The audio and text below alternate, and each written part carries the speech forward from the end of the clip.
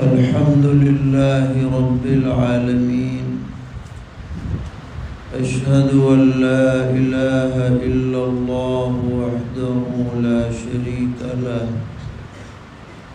وأشهد أن سيدنا ومولانا محمدا عبده ورسوله، صلى الله تبارك وتعالى عليه وعلى آله وأصحابه وذرياته أجمعين.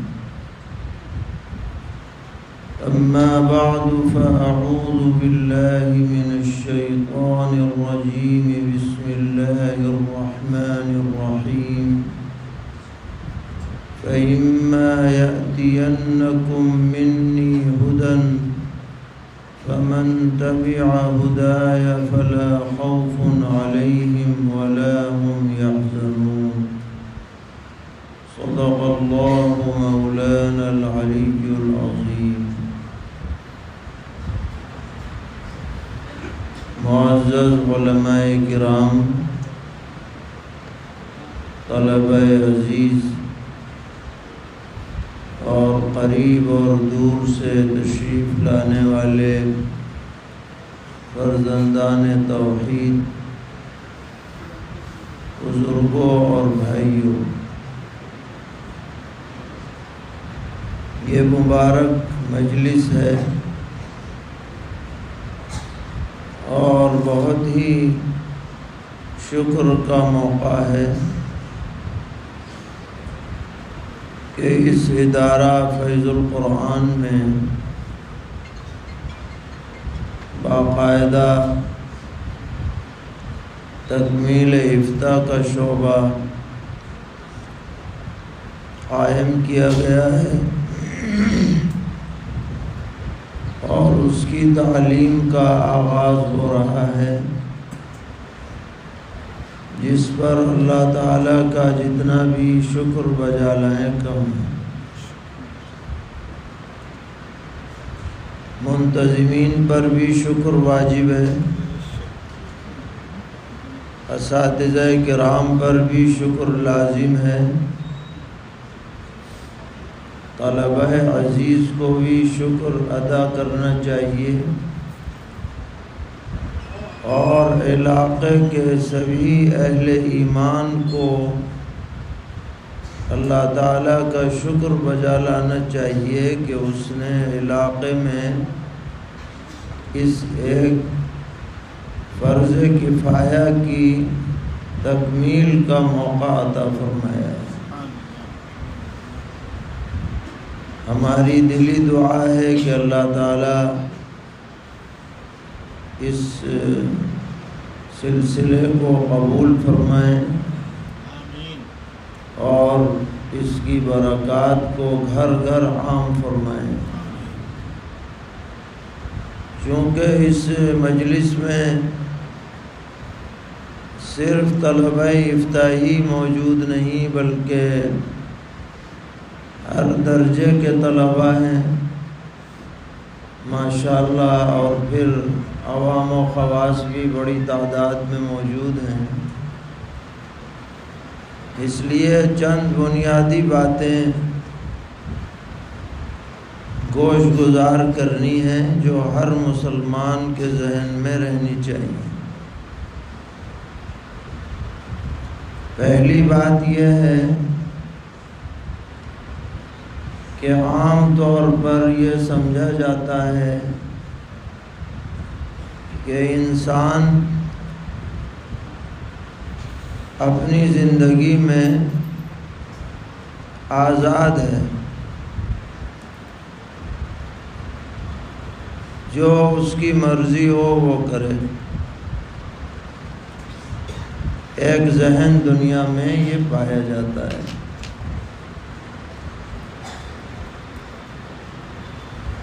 اس ذہن کے لوگ اپنی مرضی اور خواہشات کے تابع ہوتے ہیں اور بڑی بیہودہ قسم کی باتیں بیہودہ قسم کے نعرے دنیا میں عام کرتے ہیں۔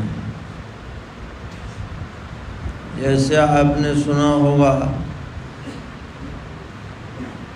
کہ سال میں ایک دن منایا جاتا ہے جس میں عورتیں نکل کر یوں کہتی ہیں، بینر لگاتی ہیں، میرا جسم میری مرضی۔ نعوذ باللہ۔ گویا ہم جیسے چاہ رہے ہیں، کسی کو بولنے کا حق نہیں ہے، کسی کو دخل دینے کا حق نہیں ہے۔ یہ دنیا میں ایک ذہن ہے، اور یہ 2-4 لوگوں کا نہیں ہے، لاکھوں لوگوں کا ہے، بلکہ کروڑوں کا بھی۔ بلکہ اگر یہ کہا جائے تو شاید غلط نہ ہو کہ اسلام کے علاوہ جتنے بھی مذاہب کے ماننے والے ہیں، وہ چاہے دعویٰ کرتے ہوں یا نہ کرتے ہوں، ذہن ان کا یہی ہے کہ بس جو جی میں آئے وہ کرو۔ لیکن اسلام، اللہ کا شکر بجا لائیے کہ اللہ نے ہمیں وہ پاکیزہ مقدس دین عطا فرمایا جس میں ہمیں خواہشات اور اپنی مرضی پر چلنے سے روکا گیا ہے، اور ہمارے خالق و مالک کی مرضی کے مطابق زندگی گزارنے کا پابند کیا گیا ہے۔ گویا کہ ہم آزاد نہیں ہیں، بلکہ ہم اللہ کے پابند ہیں۔ بہت دنوں کی بات ہے، ندائے شاہی میں کوئی موضوع تھا، اور اس میں ہم نے یہ لکھ دیا، اور بات یہ چل رہی تھی کہ ملک میں ہر آدمی اپنے اپنے نظریے پر چلنے میں آزاد ہے اور ایک دوسرے کا پابند نہیں ہے۔ یہ موضوع تھا۔ اس میں کوئی مطلق جملہ ہم نے لکھ دیا مضمون میں کہ ہر انسان آزاد ہے، یہ لکھ دیا۔ مقصود یہی تھا کہ ہم آپ کے پابند نہیں ہیں، آپ ہمارے پابند نہیں، یہ مقصود تھا، لیکن جملہ مطلق آ گیا۔ تو ہمارے بزرگ تھے حضرت مولانا عاشق الہی صاحب بلند شہری رحمۃ اللہ علیہ، مدینہ منورہ میں حضرت کا قیام تھا۔ حضرت بڑی پابندی سے ندائے شاہی پڑھا کرتے تھے، مضمون بھی بھیجتے تھے۔ تو اس مضمون لکھنے کے بعد حضرت سے ملاقات ہوئی یا حضرت نے تحریر بھیجی، مجھے صحیح یاد نہیں ہے، لیکن حضرت نے اس جملے پر اعتراض کیا کہ تم نے یہ کیوں لکھا کہ ہر انسان آزاد ہے؟ انسان آزاد نہیں ہے، شریعت کا، سنت کا پابند ہے۔ مسلمان آزاد نہیں ہیں، بلکہ مسلمان اپنے رب کی پوری طرح اطاعت گزاری کے لیے پیدا کیا گیا ہے۔ تو یہ بات ایسی ہے جو ہر مسلمان کو پوری طرح معلوم ہونی چاہیے کہ جب ہم نے کلمہ پڑھ لیا لا الہ الا اللہ محمد الرسول اللہ، تو ہم اس کلمے کے پابند ہو گئے ہیں پیدائش سے لے کر موت تک۔ کوئی زمانہ، کوئی لمحہ، کوئی منٹ ہم آزاد نہیں ہیں، بلکہ ہم پابند ہیں۔ اگر یہ بات ہماری ذہن میں بیٹھ جائے کہ ہم پابند ہیں، تو اس پابندی کے خلاف کرتے ہوئے ہماری طبیعت کبھی آمادہ نہیں ہوگی۔ بدن پسینے پسینے ہو جائے گا، گناہ کرنے کا ارادہ بھی کرے گا آدمی تو، اگر یہ سوچ لے کہ ہم پابند ہیں۔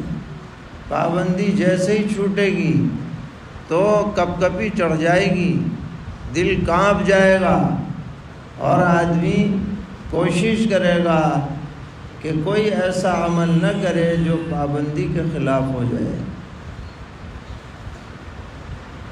اس پابندی کے بارے میں اللہ تبارک و تعالی نے جب ہمیں دنیا میں بھیجا، سیدنا حضرت آدم علیہ نبینا وعلیہ الصلاۃ والسلام کو اور اماں حوا کو، اور ان کے واسطے سے ہم سب کو جو بعد میں پیدا ہونے والے ہیں، تو قرآن پاک میں فرمایا گیا قُلْنَا اهْبِطُوا مِنْهَا جَمِيعًا، ہم نے کہا جاؤ سب لو، اب اوپر سے نیچے چلے جاؤ، سب دنیا میں چلے جاؤ۔ پھر کیا فرمایا؟ فَإِمَّا يَأْتِيَنَّكُم مِّنِّي هُدًى، بس جب میری طرف سے ہدایت تمہارے پاس آئے گی، میری طرف سے، اللہ تعالیٰ نے فرمایا، تمہاری طرف سے نہیں، کوئی پارلیمنٹ نہیں بنائے گی دستور، کوئی اقوام متحدہ نہیں بنائے گی، کوئی پنچایت نہیں بنائے گی، منی، اللہ تعالیٰ نے صاف کہہ دیا میری طرف سے ہدایت آئے گی، میں ہوں تمہارا خالق، میں ہوں تمہارا رب، میں ہوں تمہارا معبود اور مسجود، میری طرف سے جب تمہارے پاس ہدایت آئے گی، رہنمائی آئے گی، زندگی گزارنے کا طریقہ میری طرف سے جب بتلایا جائے گا، فمن تبع ہدایا، تو جو میری ہدایت کی پیروی کرے گا، فلا خوف علیہم ولا هم یحزنون، تو ان پر نہ کوئی ڈر ہے نہ غم، یعنی وہ دوبارہ جنت میں آ جائے گا۔ یہ قرآن پاک کی تعبیر ہے جنت کی، کہ نہ ڈر ہے نہ غم۔ یہ بات دنیا میں نہیں پائی جا سکتی، کوئی بڑے سے بڑا آدمی یہ دعویٰ نہیں کر سکتا اس دنیا میں، چاہے کروڑ پتی ارب پتی کیوں نہ ہو، کہ جی نہ مجھے ڈر ہے نہ غم ہے، اور اگر دعویٰ کرے تو پاگل ہے، دیوانہ ہے۔ یہ بات تو صرف اور صرف جنتیوں کو حاصل ہوگی کہ لا خوف علیہم ولا هم یحزنون، نہ ڈر ہے نہ غم۔ تو اب ہمیں پابند بنا کر دنیا میں بھیجا گیا۔ اب سوال پیدا ہوا کہ پابند تو بنا دیا، اعلان ہو گیا، اس کی ظاہری تعبیر کیا ہوگی؟ تو اللہ تعالیٰ نے اس کے انتظامات فرمائے، اور دو انتظامات اہم ہیں۔ ایک تو یہ کہ کتاب نازل کی، اللہ کی کتاب، اور دوسرا یہ کہ پیغمبروں کو مبعوث فرمایا۔ پیغمبر بھی انسان ہی تھے، لیکن ان میں اور عام انسانوں میں دو فرق تھے۔ پہلا فرق تو یہ تھا کہ وہ پیغمبر کسی کے شاگرد نہیں تھے اللہ کے علاوہ۔ یہاں تو جو بھی پڑھا لکھا آدمی ہے ضرور کسی کا شاگرد ہوگا، کوئی ذریعہ ہوگا دنیا کا جس کے ذریعے سے اس نے علم سیکھا ہوگا، مگر نبیوں کو اللہ تعالیٰ خود عطا فرماتے ہیں، کسی واسطے سے عطا نہیں فرماتے۔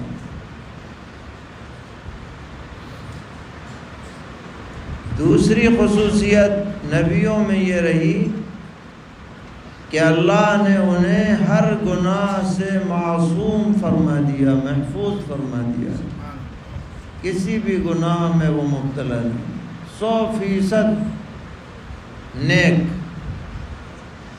کیونکہ نبی کی ذات نمونہ بنتی ہے۔ اگر ان سے غلطی کا صدور ہو سکتا تو غلطی نمونہ بن جاتی، تو بڑا معاملہ بگڑ جاتا ہے۔ اس لیے اللہ نے یہ دو خصوصیات نبیوں میں رکھی، وہ کسی کے شاگرد نہیں اور وہ کسی غلطی میں مبتلا نہیں۔ ان پر وحی نازل ہوتی، وہ دنیا کو بتلاتے، اور یہ سلسلہ حضرت آدم علیہ السلام سے شروع ہوا اور حضرت عیسیٰ علیہ السلام تک پے در پہ نبی آتے رہے۔ جب ایک نبی کا کام پورا ہو گیا تو دوسرے تشریف لے آئے، پھر بگاڑ پیدا ہو گیا، پھر اور آ گئے۔ ایسا بھی ہوا انبیاء بنی اسرائیل میں کہ بیک وقت کئی نبی رہے الگ الگ علاقوں میں، کبھی ایک جگہ بھی کئی نبی رہے، یہ بھی ہوتا رہا، تاکہ کہ ہمارے اور آپ کے سردار خاتم النبیین حضرت محمد مصطفیٰ صلی اللہ تعالی علیہ وسلم تشریف لائے، اور آپ پر اللہ نے اپنی آخری کتاب قرآن مقدس نازل فرمائی، اور یہ طے ہو گیا کہ اب قیامت تک نجات صرف اور صرف آپ کی ہدایات پر چلنے میں منحصر ہے۔ اب کسی کا جھنڈا نہیں چلے گا، اب کسی کی بات نہیں مانی جائے گی، اب اللہ تک پہنچنے کا بس ایک ہی ذریعہ ہے، قرآن پر ایمان لاؤ اور آخری پیغمبر حضرت محمد مصطفیٰ صلی اللہ تعالی علیہ وسلم پر ایمان لاؤ، ان کی ہدایات پر چلو۔ اب جس وقت آپ کی بعثت ہوئی، آج سے یہ 1446 چل رہا ہے، اس میں 13 سال اور جوڑ دو تو کتنے ہو جائیں گے؟ 46 56 59 1459 سال پہلے آپ کی بعثت ہوئی، اور پتہ نہیں قیامت کب تک آئے گی، کوئی کہہ تو نہیں سکتا کہ فلاں سال میں آئے گی، فلاں تاریخ میں آئے گی، اور چلنی ہے یہی شریعت محمدی۔ زمانے بدلتے ہیں، احوال بدلتے ہیں، مسائل بدلتے ہیں، تقاضے بدلتے ہیں۔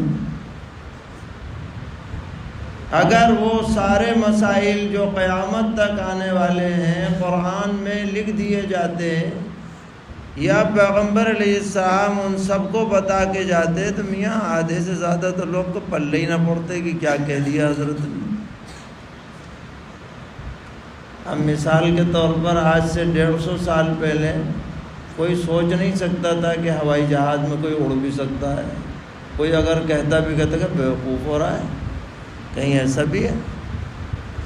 اور مسئلہ وہ بھی پوچھنا ہے بھئی ہوائی جہاز میں نماز پڑھنے کا مسئلہ ہے، سجدہ ہوگا کہ نہیں ہوگا، نماز ہوگی کہ نہیں ہوگی، اور سینکڑوں ایسے مسائل ہیں جن کا آج سے کئی صدی پہلے کوئی تصور نہیں تھا اور آج ہے۔ اگر یہ بات لکھ دی جاتی، مثلا قرآن میں لکھ دی جاتی تو لوگ کے پلے ہی نہ پڑتی کہ بھلا کیوں، تصور ہی میں نہیں تھی۔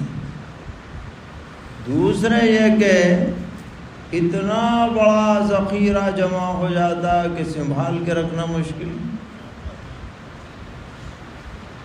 آج کہتے ہیں 7 لاکھ حدیثیں ہیں، انہی کا سنبھالنا بڑا مسئلہ ہے۔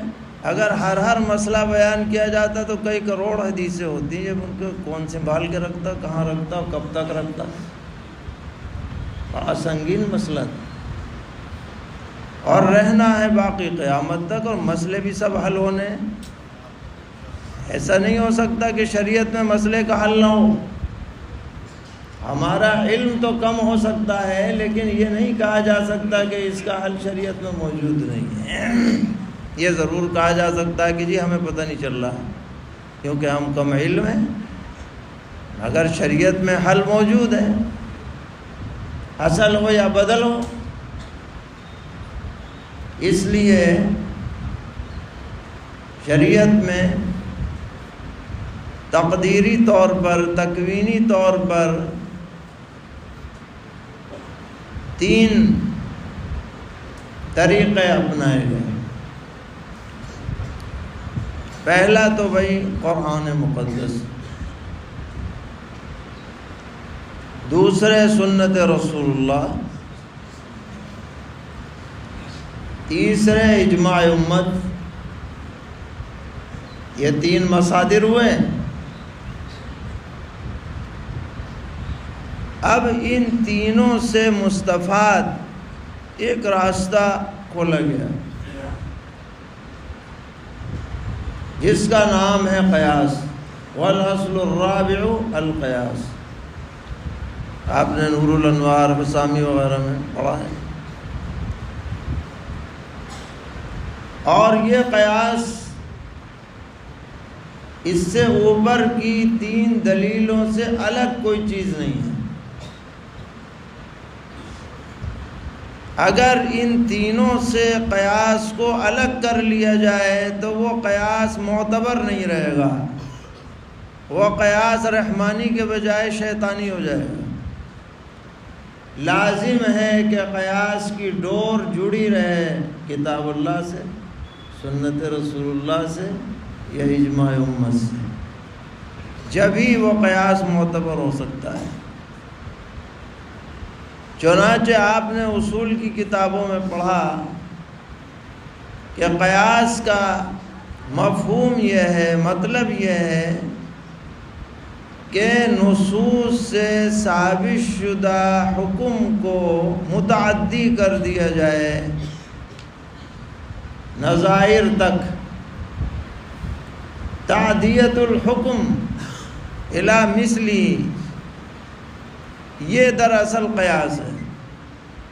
تو قیاس کتاب اللہ سے الگ کوئی چیز نہیں ہے، سنت رسول اللہ سے الگ کوئی چیز نہیں ہے، اجماع سے الگ کوئی چیز نہیں ہے، بلکہ یہ دین کو دائمی بنانے کے لیے ناگزیر ہے۔ دین مسلسل باقی رہے، رہنمائی برقرار رہے اور قیامت تک مسائل حل ہوتے رہیں، اس کے لیے یہ راستہ قیاس کا کھولا گیا ہے۔ چنانچہ اللہ تعالی ہمارے فقہائے کرام کی قبروں کو نور سے بھر دے کہ انہوں نے فقہ تقدیری ایجاد فرمائی۔ فقہ تقدیری ایک تو ہے فقہ واقعی۔ فقہ واقعی کا مطلب یہ ہے کہ کوئی مسئلہ پیش آیا اور مفتی سے جا کر پوچھ لیا کہ جی ایسا ایسا واقعہ ہوا، مفتی نے مسئلہ بتلا دیا۔ اب اس نے پوچھنے والے کتنے ہوں گے؟ بھائی 100 ہو گئے، 200 ہو گئے، 1000 ہو گئے، 15,000 ہو گئے، 20,000 ہو گئے۔ کہاں تک آدمی واقعہ پوچھے گا؟ کب تک پوچھے گا اور کب تک اسے محفوظ رکھا جائے گا؟ تو ہمارے فقہا نے کیا کیا؟ راتوں رات بیٹھ کے اگر ایسا ہوا تو یہ، اگر ایسا ہوا تو یہ، اگر ایسا ہوا تو یہ، خود ہی ذہن سے مسائل فرض کیے اور پھر ان کا حکم جو ہے لگایا۔ اور وہ مسائل اکثر اجتہادی ہیں، قیاسی ہیں، نظائر کو سامنے رکھ کر کے نکالے گئے ہیں، ان کو جناب کتابوں میں لکھے۔ امام اعظم حضرت امام ابو حنیفہ رحمۃ اللہ علیہ کی مجلس میں بحثیں چل رہی ہیں، اگر یہ واقعہ پیش آ جائے تو کیا حکم ہوگا؟ 40 آدمیوں کی شورا بنی ہوئی ہے، سب لوگ اپنی اپنی رائے دے رہے ہیں اور حضرت اس میں فیصلہ کر رہے ہیں، اور پھر یوں فرما رہے ہیں، میرا منہ دیکھ کے یوں مت کہنا ہاں ہاں، دلیل دیکھ کے سوچنا، اور اگر تمہیں میری بات سے اتفاق نہیں ہے تو اپنی رائے پہ رہو، کوئی مسئلہ نہیں، ہم ناراض نہیں ہوں گے۔ یہ ہے اخلاص کی دلیل، کمال علم کی دلیل۔ اس طرح سے ہزار جزیات کتابوں میں نقل ہوئے اور موجود ہیں۔ ابھی حضرت مفتی صبی اختر صاحب فرما رہے تھے کہ جزیات، یہ جزیات کیا ہیں؟ یہ انہی قیاسی اور اجتہادی محنتوں کا ثمرہ ہیں جو پکی پکائی روٹی ہمارے پاس موجود ہے، اگر یہ تقدیری فقہ نہ ہوتی تو میاں جھک مار لیتے آج کے مفتی کو، پتہ نہ چلتا کہ کیا ہو۔ اللہ تعالیٰ نے ہم پر رحم فرمایا، ہماری کمزوری کو دیکھتے ہوئے کہ ہمیں پکا پکایا دین موجود ہمارے پاس ہے۔ ہماری محنت کی کمی ہے کہ ہمیں ملتا نہیں، تھوڑا سا تلاش کریں سب نکل کے آتا ہے۔ تو اللہ تعالیٰ ان فقہا کو جزائے خیر عطا فرمائے۔ کتنا بڑا صدقہ جاریہ چھوڑ کر کے گئے ہیں، اور اس میں خاص طور پر ہمارے فقہاء احناف کا بہت بڑا کردار ہے، بہت عظیم سرمایہ انہوں نے چھوڑا ہے، جو مختلف کتابوں میں بٹا ہوا ہے۔ اور آپ پڑھیں گے کہ فقہ حنفی کی بنیاد 6 کتابوں پر ہے۔ حضرت امام ابو حنیفہ رحمۃ اللہ علیہ تو زندگی بھر افراد سازی میں لگے رہے، انہوں نے کتاب لکھی مگر انسانوں کی شکل میں کتاب لکھ دی، انہوں نے کتاب کی شکل میں نہیں، انسانوں کی شکل میں کتاب لکھ دی۔ حضرت امام ابو یوسف رحمۃ اللہ علیہ سب سے بڑے شاگرد ہیں، ان کے اعمالی کا مجموعہ 300 جلدوں میں ہے، جو ان کے شاگردوں نے ان کے اعمالی تیار کیے، انہیں موقع ہی نہیں ملا کتاب لکھنے کا، قاضی القضات بن گئے، چیف جسٹس۔ ان کی سب باتیں، امام صاحب کی بھی اور حضرت امام ابو یوسف رحمۃ اللہ علیہ کی بھی، تمام باتیں اللہ تعالیٰ نے توفیق دی۔ حضرت امام محمد رحمۃ اللہ علیہ، محمد ابن الحسن الشیبانی، پوری امت پر ان کا احسان ہے کہ انہوں نے 6 کتابوں میں وہ ساری باتیں نقل کر دی۔ آج جتنی بھی ہم باتیں کرتے ہیں یہ سب انہی 6 کتابوں کا چربہ ہے، بعد کے فقہا نے کیا ہو یا آج کے مفتیان کرام جو کر رہے ہوں۔ تو ان کتابوں کے نام آپ اسی کتاب میں پڑھیں گے۔ سب سے نمبر اول پر مبسوط، پھر زیادات، جامع صغیر، جامع کبیر، سیر صغیر اور سیر کبیر۔ اور اس میں جو سیر صغیر ہے یہ ایسی کتاب ہے کہ جس میں مغازی اور جہاد وغیرہ کے احکامات ہیں اور ان سے مسائل مستنبط کیے گئے۔ جب یہ کتاب تیار ہوئی تو امام محمد رحمۃ اللہ علیہ نے مختلف جگہوں پر بھیجی، تو ملک شام میں ایک بڑے فقیہ تھے امام اوزاعی رحمۃ اللہ علیہ، ان تک پہنچی۔ انہوں نے جب کتاب پڑھی، کہنے لگے کس کی ہے؟ کہ محمد ابن الحسن۔ کہاں گئے؟ کوفے کے ہیں۔ کہنے لگے کوفے والوں کو کیا حق پہنچتا ہے سیر و مغازی پہ کتاب لکھنے کا؟ یہ تو ملک شام کے لوگوں کا حق ہے، حجاز کے لوگوں کا حق ہے، یہاں پہ صحابہ رہے فلاں رہے۔ گویا انہوں نے اس کتاب کی کوئی بہت پذیرائی نہیں کی۔ یہ بات حضرت کو پہنچ گئی، امام محمد رحمۃ اللہ علیہ انہوں نے اور مزید وضاحت کے ساتھ لکھی، سیر کبیر، دلائل کا انبار لگا دیا۔ اب جب یہ کتاب تیار ہو کر امام اوزاعی رحمۃ اللہ علیہ کے پاس پہنچی، وہ تو پڑھ کے دنگ رہ گئے، اور انہوں نے اپنی پہلی بات سے رجوع فرمایا اور فرمایا کہ واقعتاً انہوں نے کتاب کا حق ادا کیا ہے، دلیلوں کا حق ادا کیا ہے۔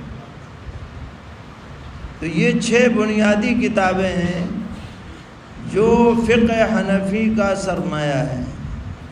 دیکھیے اللہ تعالیٰ جب کسی کے کام کو قبول فرماتے ہیں تو اس کے لیے ویسے ہی اسباب بھی پیدا فرما دیتے ہیں اس کی بقا کے لیے۔ حضرت امام ابو حنیفہ رحمۃ اللہ علیہ نے کبھی یہ پلاننگ نہیں کی تھی کہ میرا مذہب دنیا میں چلے گا۔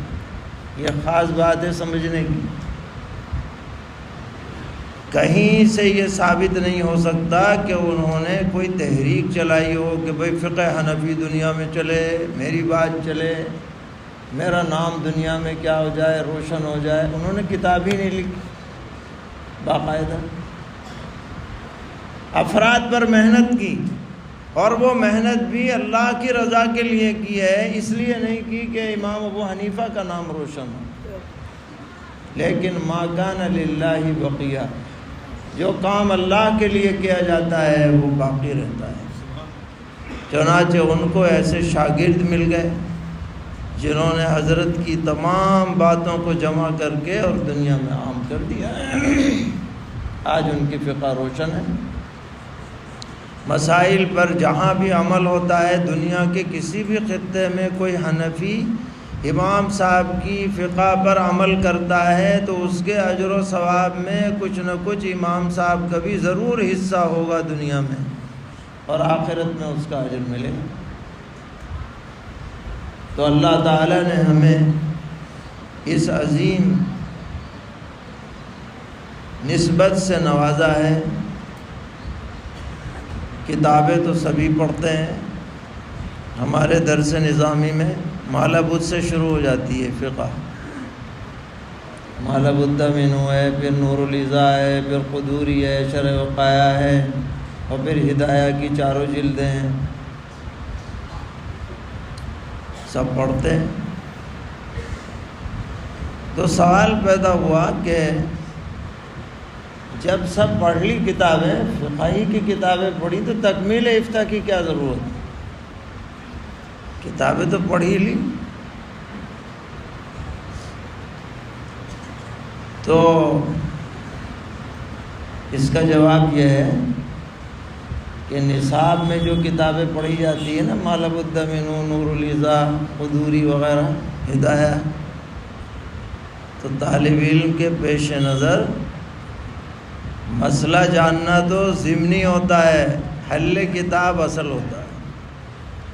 امتحان میں نمبر آ جائے بس، اس سے بحث نہیں مفتبے کیا ہے کیا نہیں. دورے تک پڑھنے والوں کا مزاج یہ ہے کہ بھئی عبارت حل ہو جائے، ترجمہ ٹھیک ہو جائے، تشریح صحیح ہو جائے، تاکہ نمبر اچھے آئیں، فیل نہ ہوں. لیکن تکمیل افتاء میں جب طالب علم داخل ہوگا،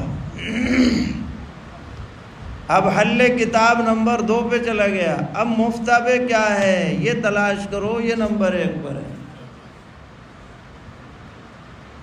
اس لیے کہ یہ خلاصہ ہے، آپ کی ساری پڑھائی کا یہ خلاصہ ہے. ہم اپنے طلباء سے کہتے ہیں کہ اگر تم دارالعلوم میں ٹاپر ہو جاؤ، دورے میں 100 میں 100 نمبر لے آؤ، 100% سے کامیاب ہو جاؤ، اور اپنے گاؤں جاؤ اور وہاں پر بقرہ عید کا زمانہ آئے گا، کوئی آدمی اپنا بکرا لے کے آئے گا، جی کان کٹا ہوا ہے اس کا، بتاؤ اس کی قربانی صحیح ہوگی کہ نہیں ہوگی؟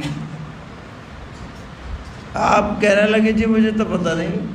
تو چاہے آپ ٹاپر کیوں نہ ہو، کہیں گے کیا پڑھ کے آئے، یہ تو پتہ ہی نہیں کہ کان کٹے کی ہوتی ہے کہ نہیں ہوتی. یہ لنگڑا ہے، کتنا لنگڑا ہے، اس کی قربانی صحیح ہوگی کہ نہیں ہوگی؟ میری نماز میں یہ بات ہو گئی، بتائیے نماز صحیح ہوئی کہ نہیں ہوئی؟ تو ساری پڑھائی کا لب لباب تو یہی ہے کہ پتہ چلے جائز ناجائز، حلال حرام، ورنہ پڑھنے سے کیا فائدہ. اس لیے جو حضرات تکمیل افتاء میں داخل ہو رہے ہیں، یہ بہت بڑی انہیں سعادت مل رہی ہے، اس کی وہ قدر کریں. گویا وہ خلاصے علم کو حاصل کرنے جا رہے ہیں. جب ہم دورے سے فارغ ہوئے تو حضرت استاد معظم حضرت فقیہ الامت مولانا مفتی محمود حسن صاحب گنگوئی رحمۃ اللہ علیہ افریقہ گئے ہوئے تھے. حضرت کئی مہینے کے لیے افریقہ چلے جاتے تھے. اب ہم نے اگلے سال شوال میں افتاء میں داخلہ لے لیا۔ حضرت کی واپسی ہوئی محرم میں، حج کے بعد ملنے گئے، پوچھنے لگے ہاں بھائی کیا کر رہے ہو؟ کہ جی حضرت افتاء میں داخلہ لے لیا۔ فرمایا ہاں بہت اچھا کیا، افتاء کے بغیر مولوی آدھا رہتا ہے۔ بھئی آدمی اگر یہ نہ بتائے کہ کیا جائز ہے کیا ناجائز تو مولوی بننے کا کیا فائدہ؟ اس کے بعد پوچھنے لگے کہ اچھا تیرے پاس کتابیں کیا ہیں، یعنی ذاتی کتابیں کیا ہیں؟ تو ہم نے کہا کہ جی شامی ہے، عالمگیری ہے، بدائع ہے، البحر الرائق ہے، یہ 4 کتابیں اس وقت تک خرید لی۔ تو فرمایا کہ ہاں بہت اچھا کیا خرید لی۔ مفتی کے پاس اگر ذاتی کتابیں نہ ہوں تو اس کی مثال ایسی ہے جیسے بغیر ہتھیار کے میدان جنگ میں سپاہی، وہاں پہلوان ہے اور بندوق ہے نہیں، پہنچ گئے میدان جنگ میں تو کیا کرے گا؟ پٹے گا اور کیا کرے گا۔ اس لیے طلبہ افتاء کو چاہیے کہ کتابیں اپنی ذاتی خرید کر کے رکھیں، جتنا بھی موقع ملتا رہے تھوڑی تھوڑی کر کے خریدتے رہیں اپنے لیے، ان سے مستغنی نہ ہو۔ یہی کتابیں آپ کے لیے سب سے بڑا کیا بنیں گی؟ سرمایہ بنیں گی۔ اور بہرحال محنت ضروری ہے، جزیات پر جتنی بھی نظر ہو اتنا اچھا ہے۔ یہ سال کتاب پڑھنے کا سال نہیں ہے، کتاب گھوٹ کر پینے کا سال ہے۔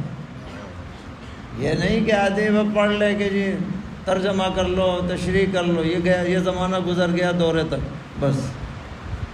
اب تو جزیات ذہن میں رہیں، دلیلیں ذہن میں رہیں، نئے نئے مسائل کے اوپر آدمی غور و فکر کرے، اس کے لیے یہ سال ہے۔ اور اس پر آپ کو ابھی سے عزم کرنا ہے، پختہ ارادہ کرنا ہے۔ دن کو دن نہیں سمجھنا، رات کو رات نہیں سمجھنا، آرام و راحت سے زیادہ علم پر اپنے کو کھپا دینا ہے۔ اس طرح سے اگر آپ پڑھیں گے تو آپ کو سال بھر میں کچھ مناسبت پیدا ہو۔ یہ نہیں کہ آپ مفتی بن جائیں گے، کامل ہو جائیں گے، سند تو ہو سکتا ہے دے دیں یہ مولانا ممتاز صاحب، لیکن آپ اپنے کو مفتی جبھی سمجھیں جب کامل عبور اور رسوخ اس میں ہو جائے۔ کئی طلبہ ایسے ہوتے تھے کہ ہم ان سے کہتے تھے کہ تم نے پڑھ تو لیا شاہی میں، مگر فتویٰ مت دینا بالکل بھی، 1 سال میں تم اس قابل نہیں ہوئے کہ فتویٰ دو۔ کوئی پوچھے تو ہم لوگوں سے پوچھنا کہ بھئی کیا جواب دوں۔ تو محض سند مل جانا کافی نہیں ہے، بلکہ عبور اور مہارت اور پوری اس کے اندر واقفیت ضروری ہے، شرح صدر ضروری ہے۔ اور اگر پتہ نہ ہو تو منع کر دو کہ جی پتہ نہیں، کسی اور سے پوچھ لو یا پوچھ کے بتاؤں گا، اس میں کوئی عار محسوس مت کرو، کوئی شرم کی بات نہیں ہے، کتنا ہی بڑا علامہ کیوں نہ ہو، ہر بات اسے ہر وقت پتہ نہیں رہ سکتی۔ اگر آپ نے یہ سوچتے ہوئے کہ جی مسئلہ پوچھا اور ہم کہیں گے ہمیں پتہ نہیں تو ہماری انسلٹ ہو جائے گی، غلط مسئلہ بتا دیا خدا نہ کرے، تو وہ آدمی دوسرے سے پوچھ لے گا اور وہ صحیح بتائے گا تو یہ اس سے بڑی انسلٹ ہو جائے گی۔ اور آج ہر ایک ایسا کرنے لگا ہے، تو موبائل کا دور ہے، اب تو لوگ فتوے لکھتے کہاں ہیں؟ دارالفتاء میں تحریری فتاویٰ تو مجبوری میں لیتا ہے آدمی کہ بھئی پھنس گیا، طلاق کا مسئلہ ہے، بغیر لکھے کام نہیں تو لیتا ہے، ورنہ عام مسائل تو اب ویسے ہی حل ہو جاتے ہیں۔ اس لیے جو بھی بات آپ کہیں وہ محقق ہو، اور اگر اس میں کوئی شک ہو تو کہہ دیجیے تو غور کر رہا ہوں، بعد میں بتاؤں گا، دیکھ کے بتاؤں گا، معلومات کر کے بتاؤں گا۔ یہ ہمارا طریقہ ہونا چاہیے۔ اللہ تعالیٰ اس مبارک سلسلے کو قبول فرمائے، ہر طرح کے شرور سے محفوظ رکھے، کارآمد بارآور ثمر آور بنائے۔ وصلی اللہ تعالی علی خیر خلقہ محمد وعلى آله وأصحابه وذرياته أجمعين.